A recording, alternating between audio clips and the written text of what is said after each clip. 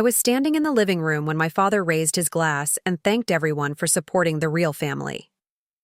People laughed softly, unsure if they heard him right. I was holding my own birthday plate, waiting for him to correct himself. He didn't. My mother kept smiling. My uncle nodded like it was normal. No one looked at me, not even my sister. I stayed where I was, still smiling, still quiet, as if I hadn't just been removed from the room without anyone asking me to leave. That was the moment I understood something had already been decided without me.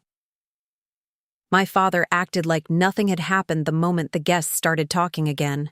He moved through the room shaking hands, laughing a little too loudly, refilling glasses like he was hosting something important. I stayed near the wall, holding a napkin I didn't need, watching the way people avoided looking directly at me. It wasn't cruelty. It was discomfort. The kind people carry when they sense something is wrong but decide it isn't their place to step in later that night. After everyone left, the house went quiet in a way that felt heavier than usual. Plates sat half-finished on the table. Balloons sagged toward the floor. I started cleaning because no one told me not to. I always cleaned. It was easier than asking. Questions. My mother came into the kitchen while I was rinsing glasses. She stood beside me, close enough that our shoulders almost touched. But she didn't help. She watched the water run instead. "You shouldn't take things so personally," she said, like she was reminding me of something obvious. I didn't respond right away. I kept rinsing the same glass longer than necessary. "What things?" She sighed, soft but practiced. "Your father didn't mean it the way you think. He's under a lot of pressure, right?" Now I turned off the tap and set the glass down carefully. He said, "Real family." He misspoke, she said quickly. "And even if he didn't, this isn't the time to make everything about you." That was how she did it. Not denial exactly, not agreement either. Just a quiet shift that made me the problem for noticing. I dried my hands slowly. "I didn't say anything exactly," she replied, "so let's keep it that way." She left before I could ask anything else. The next morning, my father called me into the garage. He used it as an office, papers stacked in uneven piles across a folding table, the air smelling faintly of dust, and motor oil. He didn't look up right away when I walked in. He kept writing something down, like the timing mattered. "Sit," he said. I stayed standing. He noticed but didn't comment. "Your Uncle Wade is coming by later. We need to finalize some paperwork." "What paperwork?" He finally looked at me then, his expression calm, almost rehearsed. "It's just a transfer family property." "Nothing." "Complicated. What property?" He leaned back slightly, studying me like I was asking unnecessary questions. "The lake cabin. Your grandparents' place?" My chest tightened, but I kept my voice steady. "What about it? We're selling it," he said. "It's the practical. Decision taxes, maintenance, the market. This is the right time. You already decided. We discussed it as a family."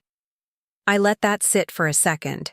When he didn't answer directly, "You're almost 18. It's time you start understanding how real decisions work." "Real decisions," I repeated. "How-tsi." Nodded, "Not emotional ones." I thought about the way my grandmother used to sit on that porch, the way my grandfather fixed things before they broke. None of it felt emotional. It felt permanent. "I don't want to sell it," I said. He exhaled slowly, like I'd made things harder than necessary. "It's not about what you want. It's about what makes sense." "For everyone, I said again. He stood up then, not angry, just finished. "Your uncle will explain the details. Just be cooperative. This doesn't need to turn into something it's not." I walked out before he could say anything else upstairs. My sister was sitting on her bed, scrolling through her phone. She glanced up when I came in, then back down again. "Did you hear what Dad said last night?" I asked. She shrugged. "People say weird things at parties, that's it." "What do you want me to say?" she replied, not looking at me. It didn't sound like a big deal. I stood there for a moment, waiting for something more. It didn't come. By the time I went back to my room, I understood something clearly. No one was going to correct it. No one was going to question it. And whatever was happening with the cabin, it had already been decided without me. It didn't start with the cabin. That was just the first time I couldn't ignore it anymore. There were smaller things before, things that didn't look like anything on their own. A room decision that was already made before I was asked. A plan that changed after I agreed to it. Conversations that stopped when I walked in, then resumed in quieter voices somewhere else. At the time, I told myself it wasn't intentional. Families overlap. People forget. Not everything needs to include everyone. But patterns don't need permission to exist. They build quietly until you notice them all at once. When I was 13, my parents redecorated my sister's room. New paint, new furniture, a desk with drawers that closed smoothly instead of sticking. They asked her what color she wanted. Took her to the store, let her choose everything down to the small details. A month later, I asked if we could replace the carpet in my room. It smelled like the previous owners, something faint and old that never went away. My mother smiled and said, "Let's not be wasteful, it's still usable." I didn't ask again. When I was 15, I won a regional science competition. I brought the certificate home and left it on the kitchen counter thinking someone would notice. That evening, my father talked for 20 minutes about my sister's debate results. He told the story twice. Once to my mother and again on the phone with a friend. My certificate stayed where I left it, untouched, until I moved it back to my room the next morning. No one mentioned it, even then. I told myself it didn't matter. Recognition wasn't the point. I knew what I had done. That should have been enough, but it's strange how the things you say don't matter are often the ones that stay with you. The longest. By 16, I had stopped bringing things up unless I had to. It wasn't a decision I made consciously. It just became easier at dinner. I listened more than I spoke when plans were discussed. I waited to see where I fit instead of asking. When something felt unfair, I let it pass, because explaining it would take more energy than it was worth. No one noticed the shift, or if they did, they didn't comment on it. The cabin was different, though not because of what it was worth, but because of what it meant. It was the only place that felt consistent. The same chairs, the same smell, the same quiet that didn't depend on anyone else's mood. I started going there more often after my grandparents passed. At first, it was just to check on things, make sure nothing was falling apart. But over time, it became something else. A place where I didn't have to adjust myself to fit into the room. My father noticed. Eventually, "You're spending a lot of time out there," he said one evening, not looking up from his phone. "I like it there," I replied. "It's not practical," he said. "That place costs money. Just sitting there, it's already built." I said, "It's not costing anything new." He shook his head slightly.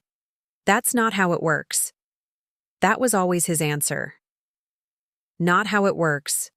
Not how decisions are made. Not how money should be handled. Not how the real world operates. And every time he said it, it came with an unspoken addition.